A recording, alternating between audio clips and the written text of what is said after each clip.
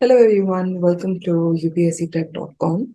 I'm Shagun Singh, and as you can see from the title of this video seeks to give you a key for reading comprehension. Now we understand that there is a reality, and that reality is that prelims is very, very close by. You barely have any time left. So the idea right now should be is specifically in the CSAT paper that how is it that I increase my accuracy enough so that I don't have to really struggle for those 2.5 marks to just clear what is essentially a qualifying paper. So what this video will do is basically help you in increasing your accuracy. Or if you've never ever watched an approach video for reading comprehension, let's say, this video can also help you sort of get an introduction to how do you deal with questions when it comes to RC. So without waiting any or waiting any further, let's just get straight into it. Now, what I have seen in the due course of my teaching is that students who are very good at English, right? They may be writers even, they may have majored in English, but होता क्या है जब वो comprehension के question solve करने जाते हैं, ऐसा नहीं है कि उनसे question solve नहीं होता, but उनकी accuracy कम होती है. क्यों? Because they're not able to identify that there are different types of question and reading comprehension, and these types require a certain, obviously different level of demand, right? So because they're not able to identify that, they solve the question as it is.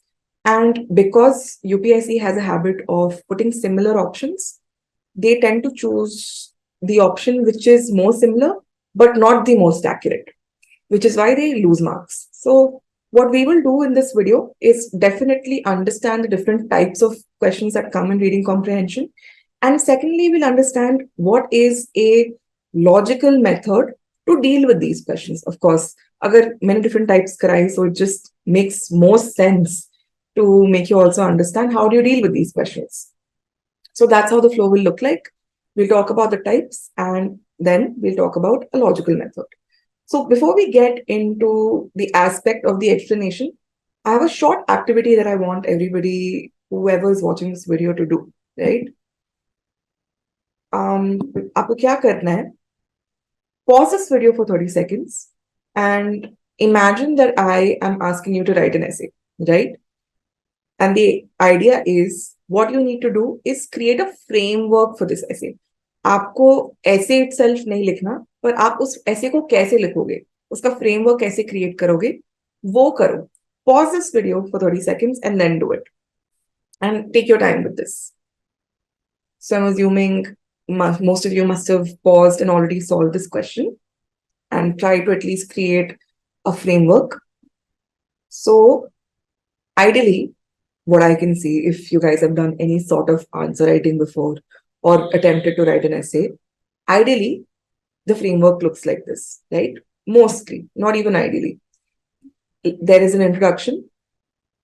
There will be an argument, your argument or a premise that अगर मैंने आपको ये ऐसे दिया है लिखने के लिए, history repeats itself first as a tragedy, then as a farce. Obviously, you'll give an introduction. The introduction will either be about you agreeing with this or you disagreeing with this, right? Secondly, there will be ideas that support the argument. अगर मैंने ऐसे ही idea दे दिया, right? मैंने ऐसे ही अपनी argument डाल दी and मैंने बोला कि basically ये लकीर का फकीर है. Obviously, nobody will believe me, right? And that does not make for a convincing passage either. So whenever you have a premise, which is the basis upon which your entire passage is based on, आपको उसको supporting ideas से support करना होता है, right? Supporting ideas से basically अपने point को concrete बनाना होता है. तो that will be the second part. Obviously, उस supporting idea को और proof डालने के आप examples भी दोगे, maybe from the past, maybe from your own experience, etc. And last, what is it that you do? You conclude with a flourishing touch, right? You conclude in a way that your arguments are really, really set across to the reader. They feel what you are feeling. Moreover, you are writing a passage to ensure that the reader also agrees with you or agrees with your opinion by the time you end that passage, right? So the idea of a conclusion will be to give an opinion along with the argument that you were talking about, right? So let's go back.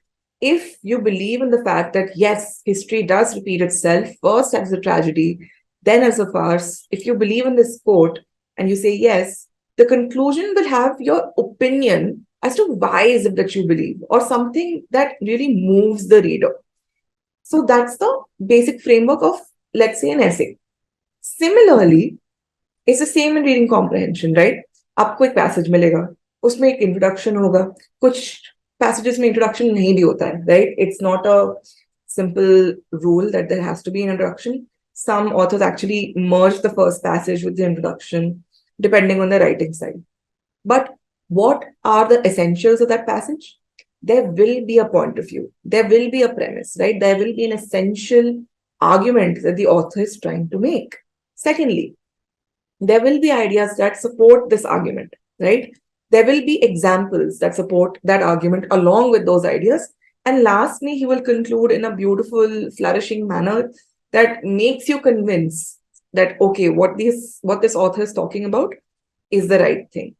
So that's the basic structure. Now that we've covered this, I'd like to come to the first cardinal rule. Now that we've done the exercise, when it comes to reading comprehension, is do not use your own beliefs to solve any question. Secondly, do not use your own prior understanding of knowledge.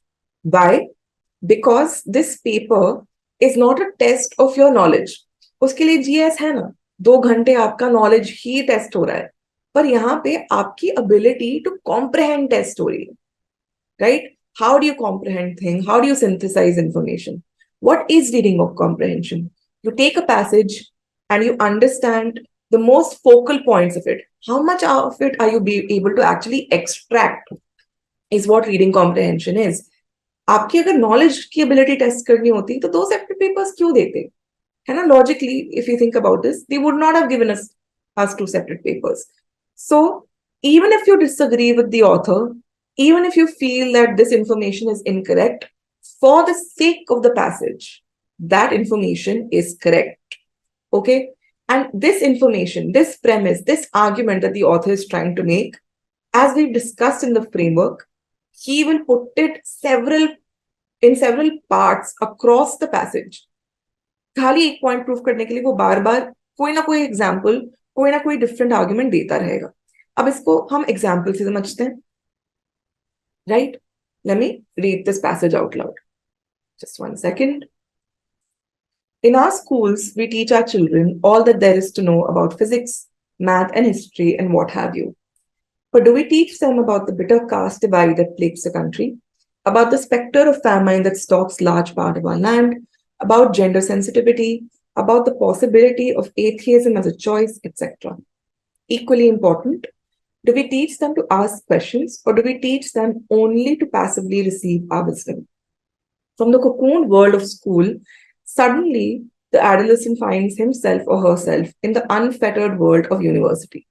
Here she or he is swept up in a turmoil of ideas, influences, and ideologies. For someone who has been discouraged from asking questions and forming an opinion, this transition can be painful. Okay, so as you can see from this passage, author ने बहुत examples दिए हैं ना, शुरू से ही एकदम.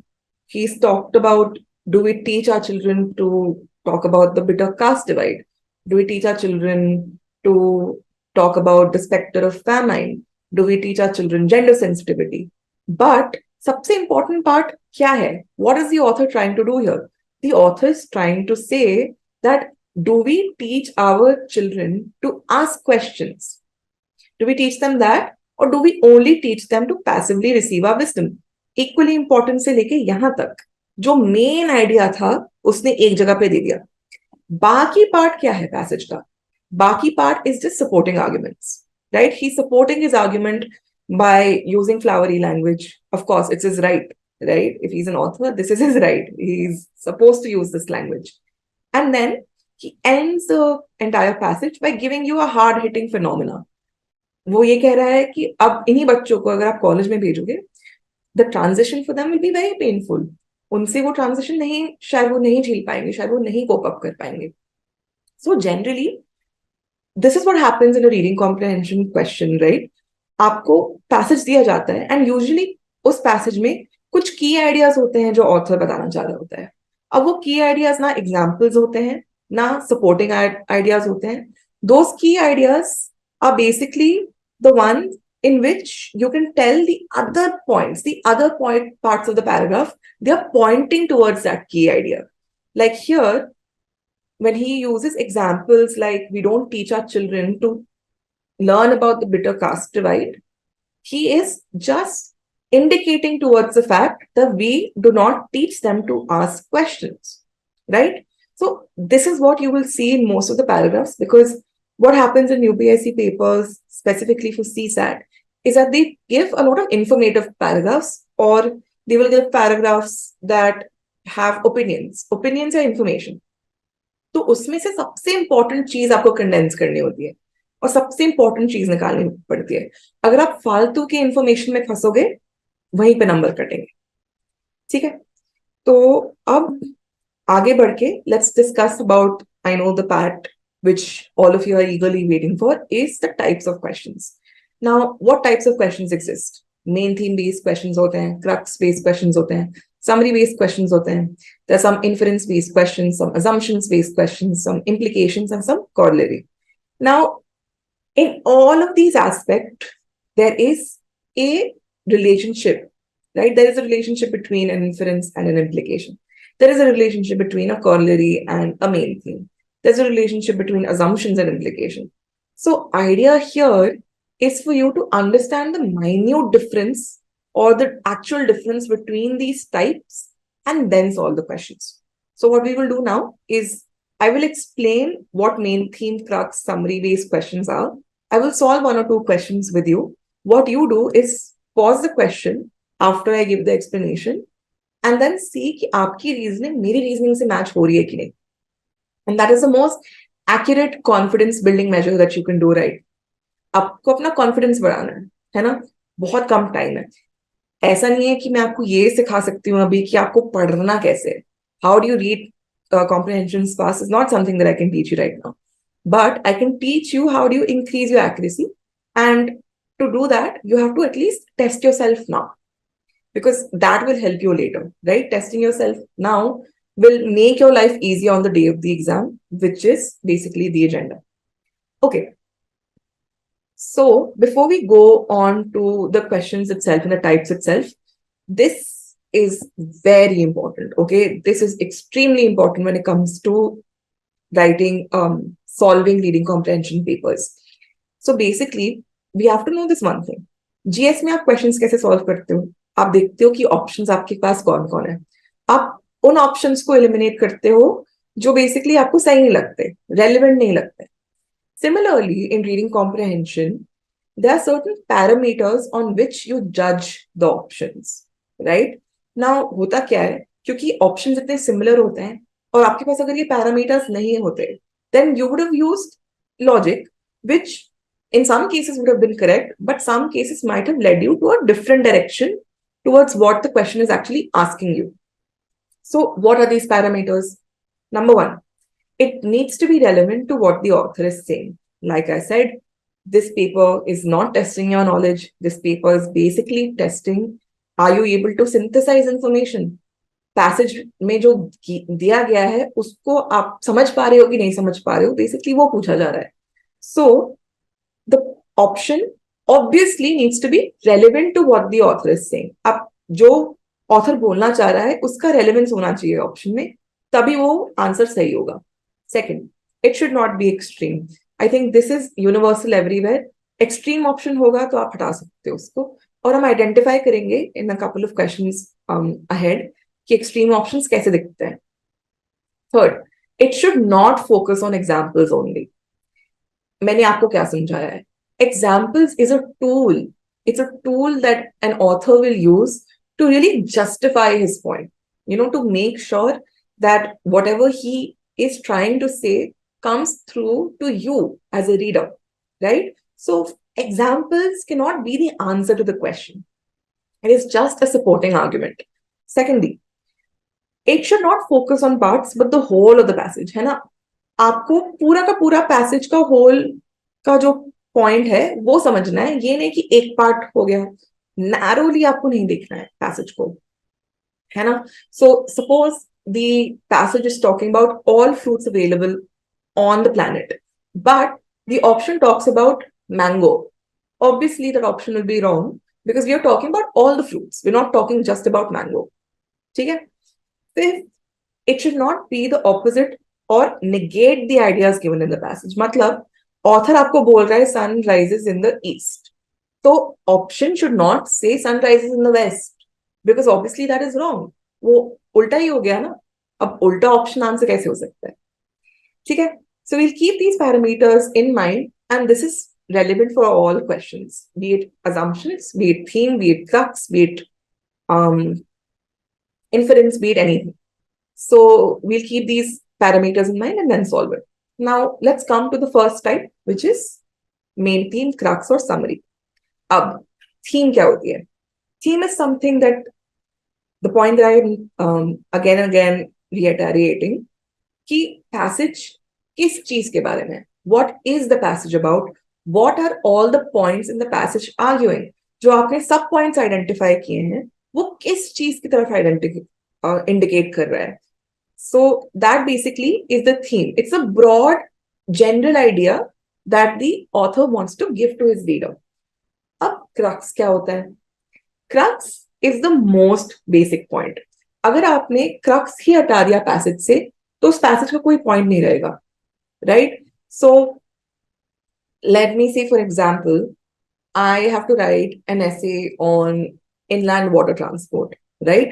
And why is it a good option for the Indian economy? Now, if I'm writing an essay on inland water transport, but all of my examples are about transport in the sea, obviously the crux of my argument completely dissolves, right? What I'm trying to say will completely dissolve. क्योंकि मुझे crux तो बताना था Indian waterways का, पर मैंने बातें कौन सी कर दी, सीज की. So crux is the most important condensed form of the theme. Okay. Summary is basically grouping all the key ideas of the author together. अब इसको और ढंग से समझते हैं by taking a film that is very close to my heart. I am sure that is close to a lot of you guys also. वही मिल गया. अगर हम थीम देखेंगे इस फिल्म का, तो इस फिल्म का theme can be different things, right. It can be about a differently abled protagonist meeting somebody who's also considered different and them forming a friendship out of that. That could be the theme, right? The theme also could be how you should accept differences, right? But अगर हम crux देखें, most essential part देखें, essentially this film is about a differently abled boy befriending an alien. Quite simple as that. जादू और ऋतिक रोशन का मिलाप crux है, पर थीम और जो इंपॉर्टेंट आइडियाज हैं जो ऑथर बताना चाह रहा है वो होता है. What is the summary? Now summary will be everything that happens in the film which is considered important, be it Hrithik Roshan and Preeti Zinta dancing, or be it Rekha scolding him for behaving in a certain way, be it children playing cricket on the streets. Summary will be that. तो आप अगर Wikipedia में जाके basically किसी film की summary देखते हो या प्लॉट देखते हो, that is essentially what a summary is, right? सारी important parts को एक जगह लिख देना. अब now that you understood the differences between these 3 points, let's talk about it. Let's talk about how can you basically solve them, right? Idea is obviously पहले demand देखो कि क्या पूछ रहा है. क्रक्स पूछ रहा है, थीम पूछ रहा है, समरी पूछ रहा है, क्या पूछ रहा है, राइट? उसके बाद आप पैराग्राफ को रीड करोगे. Once you read the paragraph, you come to highlight the important parts, right? If you're somebody, for example, who gets confused because of the examples that are available, आप उधर लिख दो, है ना, पेंसिल लेके example, right? So that when you reach to the most important part, you're able to condense it. Now, the best part about solving theme or crux based question is that you can preface them. मतलब आपने passage पढ़ लिया, फिर आप एक line में लिख दो आपके हिसाब से ये पैसेज किस चीज के बारे में था. अब उसको इस टाइटल को which you can give or this one liner, compare it with the options and see what is it that is matching. This increases your accuracy to another level. Plus, main theme based questions, summary based questions, crux based questions are also relatively easier to do. So, आप अगर ये करोगे, तो what it will ensure? The one thing that we are focusing on in this entire video, accuracy. So let's go straight to the questions. Pause करो, pause करके एक बार देखो आपसे क्या निकल रहा है, क्या ऐसे सॉल्व हो रहा है. उसके बाद देखो कि आपकी रीजनिंग मेरी रीजनिंग से सॉल्व होती है कि नहीं. Cool. I've assumed that you guys have already paused the video. Let me just read this out loud. As we look to 2050, we need to feed 2 billion more people. Thus, the question of which diet is best has taken on a new urgency. The foods we choose to eat in the coming decades will have a dramatic ramification for the planet. Simply put, a diet that revolves around meat and dairy, a way of eating that is on the rise throughout the developing world, will take a greater toll on the world's resources than one that revolves around unrefined grains, nuts, fruits, and vegetables. Okay, so यहाँ पे ये सारी चीजें अगर आप देखोगे, आपको आपका मेन पॉइंट और मेन थीम कहाँ मिल गया, राइट? आपको यहाँ पे मिल गया. The foods we choose to eat in the coming decades will have dramatic ramifications to the planet. So basically, what the author is saying is that 2050 is coming, population is growing. As you know, India has already crossed that. We're the most populated country in the world. And because of that, there is a direct ramification of diet, right? Log badhenge, so there will obviously be more mouths to feed. So if there are more mouths to feed, the question of which diet is the best, and best in what way? Best in a way that it does not have dramatic ramifications for our planet. Best in the way that it does not fundamentally affect climate change or make it more severe. And that's the entire point of the passage, right? Author basically इस चीज की बात कर रहा है कि diet consumption will have a dramatic ramification, matlab will have an effect on the planet. And then at the end, he's just given an example कि अगर if we continue eating the way that is on the rise, which is eating more dairy, eating more meat, that is unsustainable as compared to unrefined nuts, fruits, and vegetables. But we know the most important part here was the fact that we spoke about foods. We spoke about how that food has a ramification on the planet. Cool. अब options देखते हैं. Our increasing demand for food sourced from animal puts a greater burden on our natural resources. Could be. Seems like a crucial message that the author is trying to make. But let's look at the other options and see कि इससे better हमें option मिल रहा है. अगर नहीं मिल रहा, तो ये most probably हमारा answer होगा. Right? क्योंकि what does it satisfy? It is satisfying the fact that we eat a certain level of food, हम खाना खाते हैं, और उस खाने की वजह से there is a burden on natural resources. There is a ramification on the planet. है ना? तो यहाँ पे क्या हुआ है? यहाँ पे जो लिखा गया था, उसका बस paraphrasing हो गई है. They've written the same point in just a different manner, right? It's the same as this. Seema is eating food as compared to Seema is consuming something that she likes, which is tasty. It's the same thing. It's just written in a different way, right? और कुछ नहीं हो रहा है यहाँ पे. तो option number 2 देखते हैं. Diets based on grains, nuts, fruits, and vegetables are best suited for health in developing countries. Has the author anywhere spoken about what is best suited for health in developing countries? Yes, we found it over here. But secondly, is this a supplementary point or is this a point by whole? मतलब, is this something that the author is using to supplement his argument? और ये एक छोटा सा point है, right? So second, by that logic, gets eliminated, right? Third, human beings change their food habits from time to time, irrespective of health concerns. Now, is this mentioned anywhere in the passage? No, right? We're not talking about the change of habits of human beings. We're just talking about food, diet, and the ramifications of it on the planet. Last, from a global perspective, we still do not know which type of diet is best for us. Is this relevant to the passage? No. So automatically, 1 becomes your answer. You score your 2.5 marks and get closer to clearing prelims, writing the mains. Cool. अब second वाला एक बार एक और question देखते हैं हम. Pause this, take your time, try and solve this and see if your reasoning is matching mine. So let me get straight to it. The fact that Indian classical music emanates का मतलब emerges होता है, and evolves through oral culture means that this music has significantly different aesthetic, and that this aesthetic has different politics from that of Western classical music. A piece of music in the Western tradition, at least in its most characteristic and popular conception, originates in its composer. And the connection between the two is relatively unambiguous precisely because the composer writes down his composition.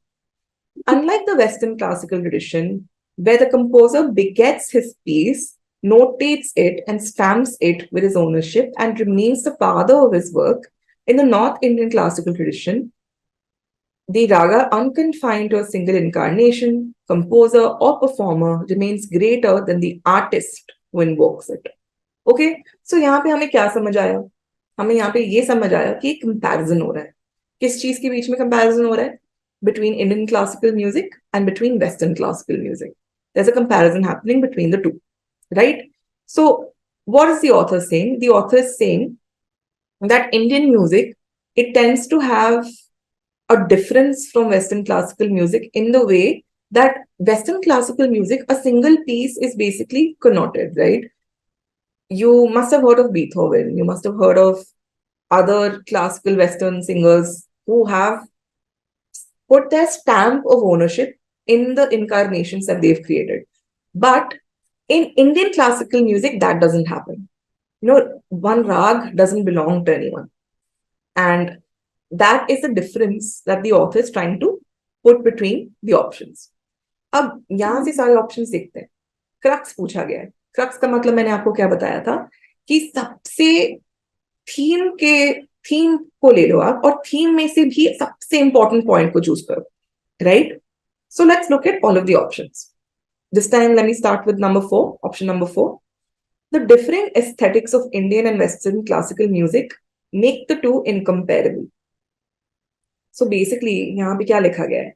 यहाँ पे ये लिखा गया है कि आप Indian और western classical music को कंपेयर ही नहीं कर सकते, which is obviously ridiculous because the entire passage is comparison, right? You are comparing it. So 4 automatically by this logic gets deleted. अब option number 3 देखते हैं. Classical music in any incarnation, whether Western or Indian, is greater than the artist who invokes it. Now we're यहाँ पे क्या हो रहा है? यहाँ पे combine हो गया. Combination भी नहीं किया गया है. So number 3 is not relevant to what the author is trying to say. That way you can remove it. Let's look at option number 1 and option number 2. The oral nature of Indian classical music, unlike its Western counterpart, lends itself to ambiguity and is greater than the sum of its part. Now, this could be the option, right? This seems like something that is there. क्योंकि यहाँ पे क्या बात हुई है? A piece of music in the Western tradition, at least in the most characteristic and popular conception, originates in its composer, and the connection between the two is relatively unambiguous. अगर Western music unambiguous है, right? So Indian classical music, by comparison, will be more ambiguous, right? And this is what the author is saying. In comparison, he's giving different criteria of why Indian classical music and Western classical music is different. And number 2 seeks to answer this criteria, seeks to be the crux of his argument. अब number 1 देखते हैं. Unlike in Indian classical music, the composer is an integral part of Western classical music, making its existence more tangible. Now, here the option is about Western classical music, but more or less we are talking about Indian classical music और उसका comparison Western से कर रहे हैं. ये Western classical music का कर रहा है. Plus, making its existence more tangible. Tangible matlab you can feel it, you can hear it, you can, it's more in front of you. That's the whole point of being tangible. अब author ने कहीं पे भी नहीं लिखा है ना, tangibility की बात नहीं की है, ambiguity की बात हुई है, sure, oral culture की बात हुई है. Just because it's not written anywhere, that does not mean that it's not as tangible as Western music. Does that make sense? So by that logic, number 1, also gets removed. Now, here, to recognize that Indian classical music was the focal point would have been given you the right direction towards the answer. So hopefully you were able to solve this question and you are with me till now. If you are, great, and we should move forward to the next aspect of the types. Now that we're done with crux and theme. अब आपका क्या है यहाँ पे job? Basically जाओ, previous year questions खोलो और इसी लॉजिक से crux, theme based और summary type question solve करो. And that will hold true for all types. Alright, cool. तो हम आगे बढ़ते हैं. अब इन्फरेंस समझने के लिए आपको कंक्लूजन समझना पड़ेगा. अब I've talked about conclusion in a sense that if you were writing an essay and if you had a point to prove, उस पॉइंट को प्रूव करने के लिए आप अपना जजमेंट, आप अपना पोजिशन और आप अपना ओपिनियन देते. That is where the conclusion is. So the conclusion will be the author's idea or the premise, and that premise will be attached with his own judgment. So if the essay seeks to answer, let's say, a question about global warming, if the author says, yes, I agree that global warming exists, if he says that I conclude that global warming exists, therefore, consequently, which means follows, if he uses these words, then he's putting a conclusion, right? That is where he's concluding. So conclusion kya hai? Conclusion is the author's point of view or the author's judgment after he considers the entire facts.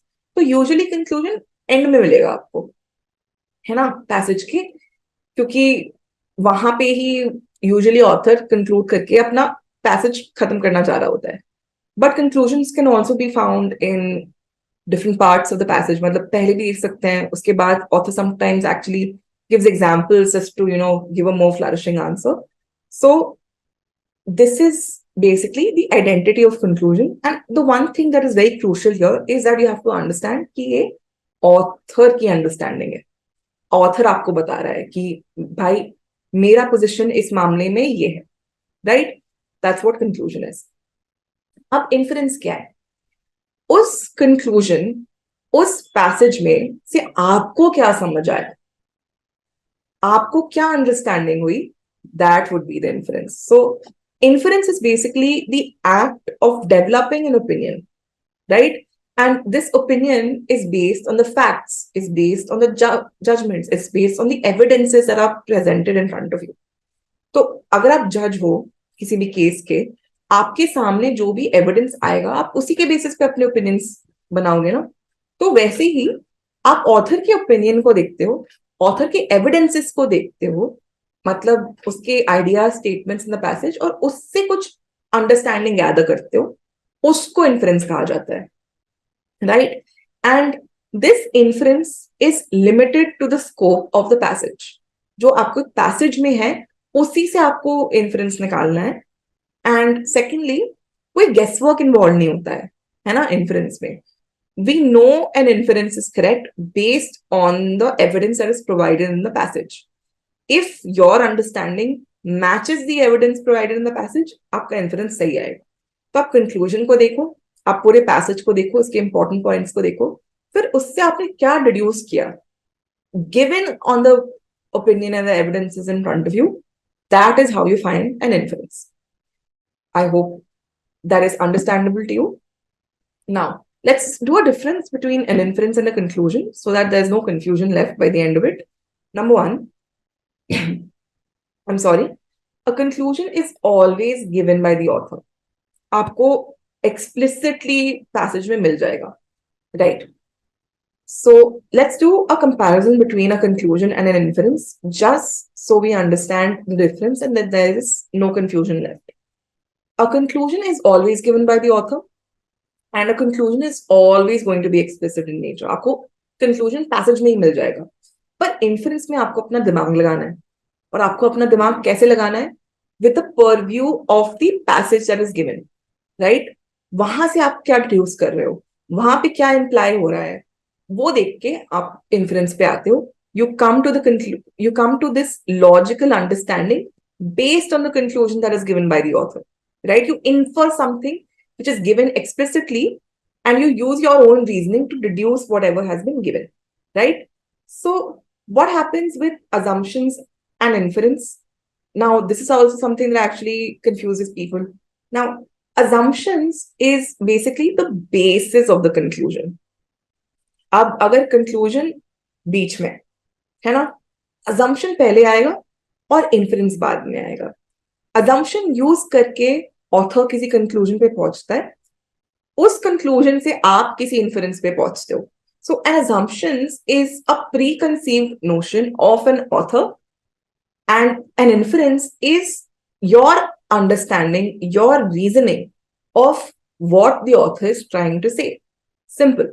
All right. So let's talk about the approach to solve inference-based questions, right? How do you actually solve these questions? सबसे पहली चीज, आप passage को पढ़ोगे, right? Then you understand the evidences that the author is trying to make. जिसकी मैंने बात की है कि author क्या evidence दे रहा है, author क्या statements दे रहा है, author क्या बोलने की कोशिश कर रहा है, उसको समझोगे. And then you will choose the option which closely matches his point, right? Again, there is no guesswork involved here. You look at the passage, you know that there is a certain idea that the author is trying to make, and you use your reasoning to match that, right? It cannot be something which is completely out of the blue. So inference में आप evidence देख के, passage देख के आप solve करते हो. तो एक बार let's try this. Again, same thing, 30 seconds low. So pause karo and then come back and match your reasoning. Let me start. To remove a civil servant from service, the government may have to spend thousands of tax money. Civil servants realize how difficult it is to fire them from service, and therefore they tend to be lazy and negligent in the discharge of their duties. This explains in large part why the government is so inefficient. All right. So what are they asking? They're asking the logical inference behind this. Passage क्या बोल रहा है? Passage बोल रहा है that civil servant को service से हटाना बहुत difficult है, and it's a very costly affair.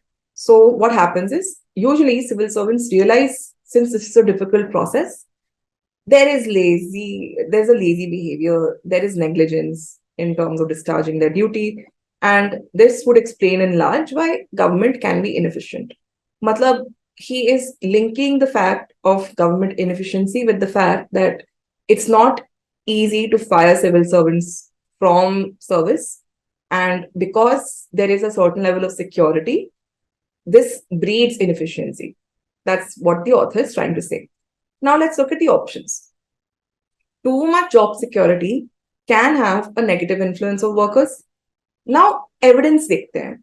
Author ने बोला है government has to spend thousands to remove civil servants. Author ने ये भी बोला है that civil servants, because of this, becomes negligent and lazy. So can we not infer that too much job security is or can have a negative influence on workers? Definitely we can. So we know कि one is an inference, right? This way. अब 2 and 3 देखते हैं. More government workers should be fired. Now, in the entire passage, कोई भी evidence है firing का कहीं पे भी, right? He's talked about how difficult it is to fire civil servants, but he's not talking about most of them should be fired or most of them should be removed from duty. So second definitely is wrong. Now, all government servants are lazy. All. Extreme. Option extreme हो गया. तो अगर extreme option है तो आप हटा सकते हो. उससे आपका आंसर क्या आएगा? A, 1 only. Let's move on to the next question. People are always less happy to accept scientific data. They feel contradicts their preconceived beliefs. No surprises here. No human likes to be wrong. But science isn't supposed to care about preconceived notions. Science, at last, good science, tells us about the world as it is and not as some wish it to be.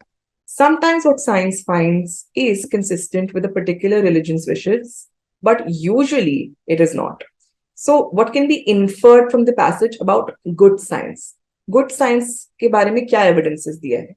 Good science के बारे में author ने बहुत simply ये बोला है that people are not happy with scientific data because it contradicts their preconceived beliefs, right? But what author says that good science is not about proving somebody else's preconceived beliefs. It is simply about results. It is simply about data. That is what it is about. It is not about it being inconsistency with a particular religion. That's the idea of the author. Now let's look at the options. Good science will always prove the general populace wrong. Extreme, hatao. Good science is well received by educated people. अगर ये ही सही होता, if it was well received by educated people, then what would be the point of this passage? Secondly, we're not just talking about educated people. We're talking about people who believe in religion. Religious people and educated people can be the same person also, right? So second option, आप इस logic से हटा सकते हो. Third option, good science and religion are the same, opposite hai.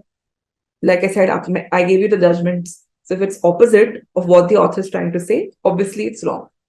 Let's look at the fourth option. Good science is based on concrete results. Yes, this is the answer. So I hope it's easy for you to understand and you're able to apply this logic to the paper as well. Let's move on to the other type which is left. Assumptions. So what is an assumption? An assumption is an unstated concept. मैंने आपको 3 लाइनें बताई थी. अगर conclusion यहाँ है, तो assumption उसके पहले आता है और inference उसके बाद में, right? So an assumption would be that preconceived notion of the author, right? Of himself, the belief that he has before he sets out to create the passage.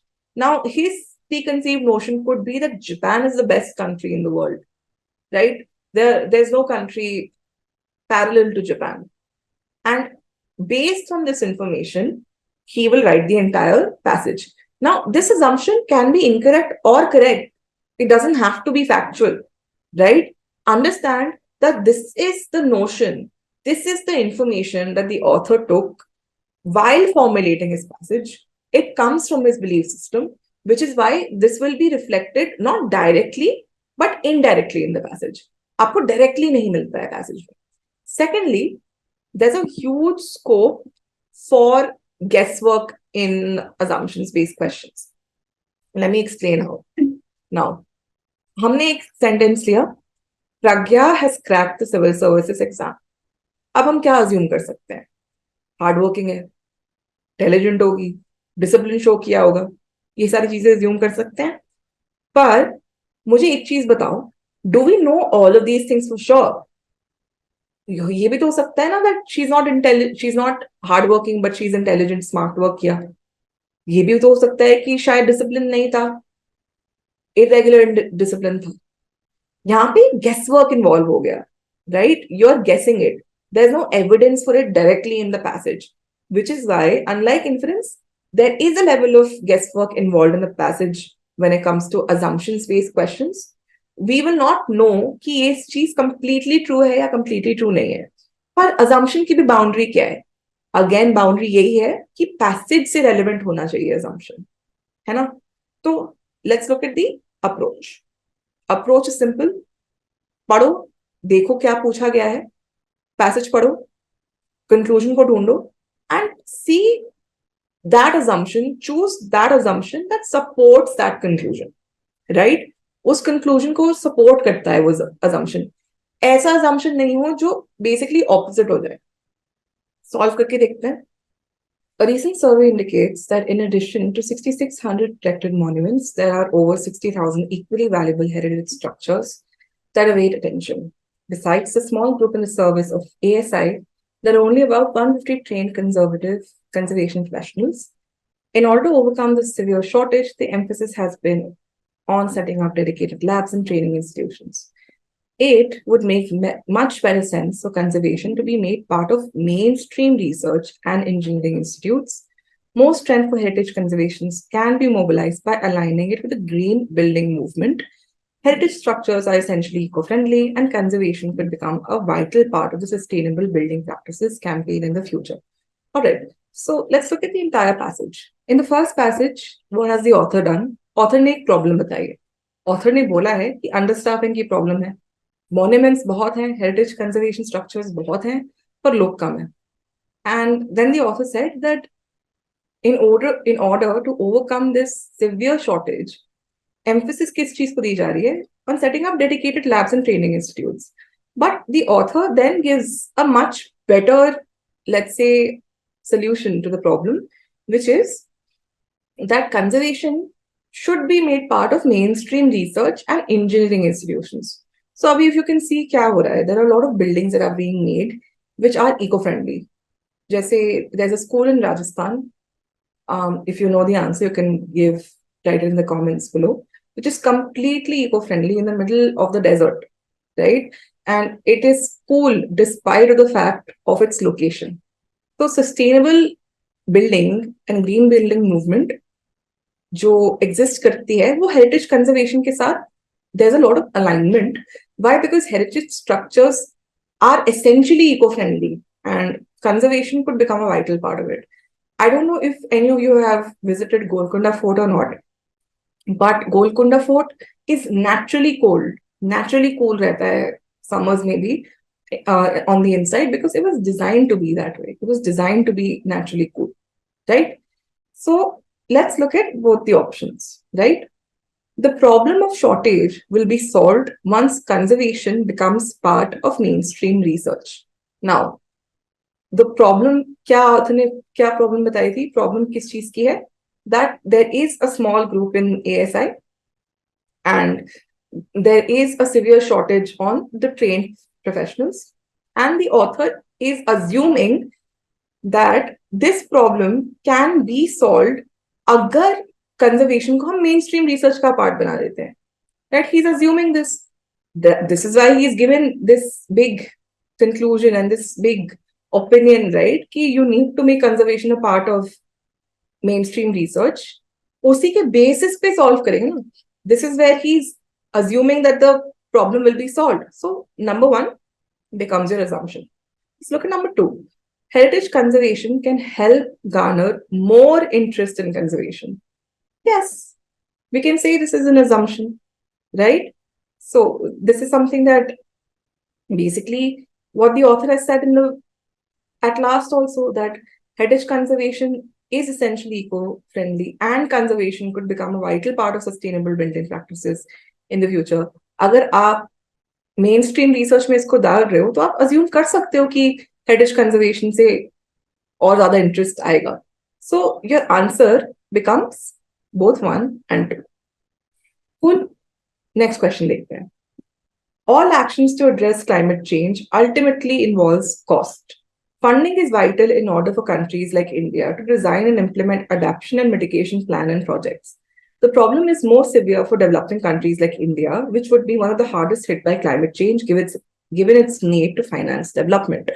Most countries do indeed treat climate change as a real threat and are striving to address it in a more comprehensive and integrated manner with the limited resources at their disposal.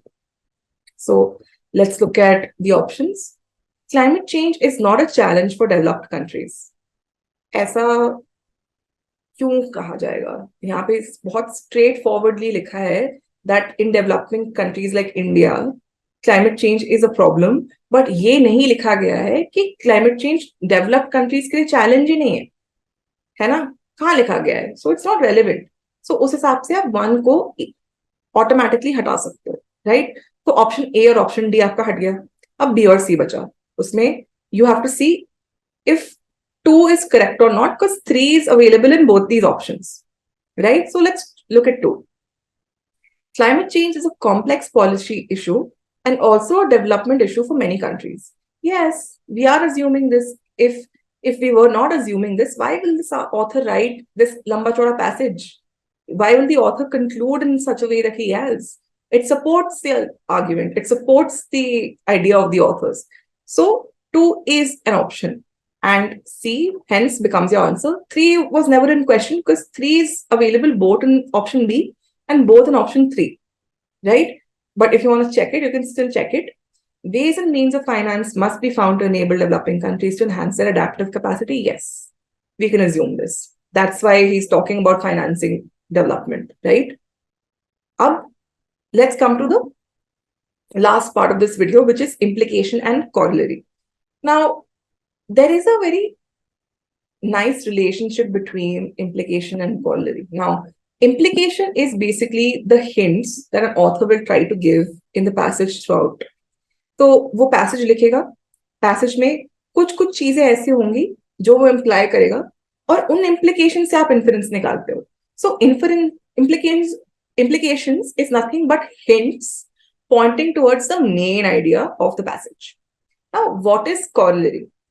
Corollary would be the most immediate practical consequence.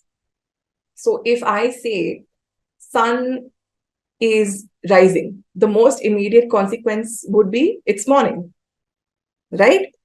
इसको example की तरह से समझ सकते हैं.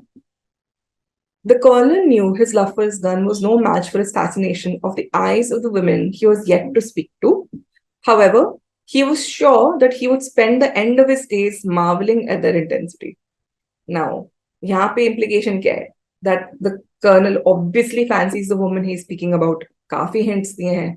ये भी imply किया है कि उसकी gun का भी match नहीं है ना? तो implication ये hint है जो author दे रहा है to prove his point. अब corollary क्या होगा? If the colonel loves this woman so much, वो शायद वो जाके confess कर दे. सबसे immediate consequence यही हो सकता है. So corollary में आपका खुद का थोड़ा, this is where you will have to use a bit of your reasoning and a bit of your understanding to see what could be the most immediate consequence and the most practical consequence. Again, what is the boundary for all of this? It has to be relevant to the passage. Okay, so let's quickly solve two questions, one for implication, one for corollary. Same agenda, 30 seconds pause करो, फिर देखो आपने सही किया है कि नहीं किया, right?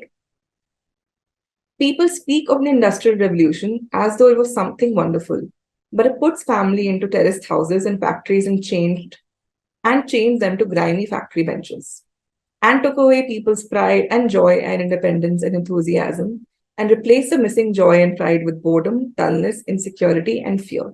They built schools, it is true, but they were only to prepare children for working long days in factories and to keep them out of the way so that mothers could work too. The Industrial Revolution was never a revolution of or for the people, but a revolution for the rich. So what is happening here? The author is saying that Industrial Revolution का जो बातें की जाती है, that it was the thing that brought so much change. It was the thing that heralded Britain into development, into making it one of the most progressive nations of that time, into increasing its power so much that it was the country that basically ruled over most of the world. But author's point of view is different from that. He's saying that Industrial Revolution was not something wonderful. It was something that was bred with insecurity, bred with fear. It was something that made children work for long hours. It was something that really just benefited the rich and not the people, right? That is what the author is trying to say with the different examples that he's giving. Implications, क्या hints है वो पता लगाते हैं. The interests of the rich are incongruous to that of the poor. Yes, this is a hint that the author is definitely giving, क्योंकि हर जगह यही बातें कर रहा है author. एंड में यही लाइन से उसने हिंट करके खत्म भी किया है. Plus, this is definitely an implication why all the options have the same answer, right? One her option है, right? And ये 6, 7, 8, 9 नहीं, obviously 1, 2, 3, 4 हो सकता है ये, or A, B, C, D, up to you. So one will definitely be an option. Second, institutions that are a marker of our modernity have dubious roots. Could be an hint that we talk about Industrial Revolution that as though it is one of the greatest things that has happened, and we talk about it in a way that it has changed lives completely, and it has changed lives, right? So the author is saying that even though it was considered as something wonderful, it has roots which are dubious or which are, in colloquial language, shady, right? So 2 will also be an option. अब उस हिसाब से आप A eliminate कर दो क्योंकि 2 नहीं है. You have to see that in the options that are left, 1 2 3 4 5 1 2 3 1 2 3 4 5, इसमें 4 नहीं है, तो आप पहले 4 चेक करोगे. The Industrial Revolution led to an unprecedented rise in the rate of population growth. Is there anywhere written that population growth was a factor? So relevant नहीं है. Fourth हटाओ, fourth हट गया तो D is also not correct. ये भी हट गया. अब देखो कि fifth correct है कि नहीं. Third को भी छोड़ दो क्योंकि third common है. The Industrial Revolution was a historic moment that revolutionized every aspect of human existence. Now, opposite हो गया ना, ये ऑथर क्रिटिसाइज कर रहा है और ये फिफ्थ ऑप्शन ग्लोरीफाई कर रहा है इंडस्ट्रियल रेवोल्यूशन को फिर से, तो ऑब्वियसली आंसर नहीं होगा. तो your option becomes C 1 2 and 3. Last है, over the last decade, Indian agriculture has become more robust with record production of food grains and oilseeds. Increased procurement consequently has added huge amounts of food grains in the granaries. India is one of the world's top producers of rice, wheat, milk, fruit, and vegetables. India is still home to a quarter of all undernourished people in the world. On an average, almost half of the total expenditure of nearly half of the household is on food. So, what is being talked about here? That Indian agriculture has become more robust. It has recorded more production of food grains, more production of oil seeds, increased procurement, and increased the level of granaries that we have. हम सबसे top producer of rice, wheat, milk, fruit, and vegetables के भी हो गए, right? But still, despite of all of this production, we are still home to a quarter of all undernourished people of the world. And on an average, almost half of the total expenditure of nearly half of the household is on food. तो इसका logical corollary आपने जो समझा है कि despite our production, despite our, let's say, gains in getting agriculture to the place that it has reached, we still have a quarter of people that are duly undernourished. अब इसका सबसे practical consequence या सबसे immediate consequence क्या है? Allocation of more funds for social welfare and poverty alleviation programs will ultimately eliminate the poverty and malnutrition in India.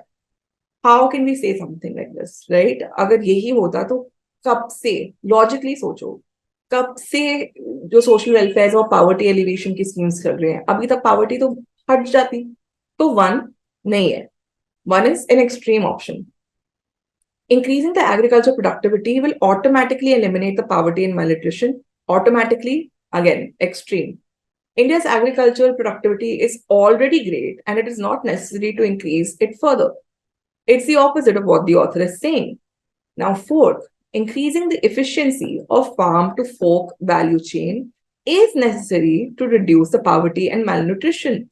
So, सबसे logical corollary, सबसे immediate consequence, सबसे practical consequence आपको पता है कि fourth ही है. So, fourth becomes your answer.